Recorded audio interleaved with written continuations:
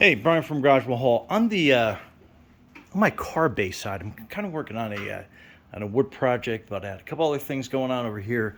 So back to this. I love this RockWell JawHorse. This is the SheetMaster. Absolutely love it. However, one critical flaw.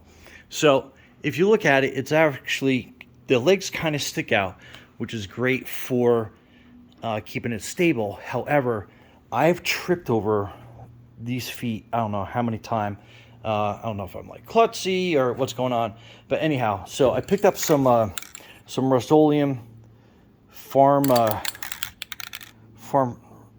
JD green, so farm spray paint, I guess, for like tractors and stuff.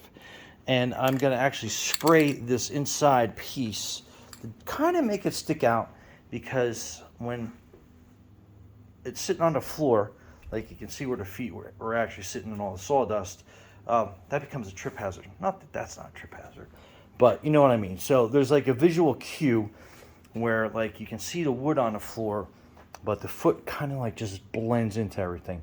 So I'm gonna like basically tape it up, make it look nice, give it some farm and implement green, FD green, and let's see how it looks after I get done taping it up and spraying it. Okay, so all taped up, ready for the first coat. So that's after like 2 coats. So it's looking pretty good. It's not a perfect match, but I guess it's close enough. So it will be safer and won't be able to trip on it. Or at least see it so you won't be able to trip on it. So that's the final coat.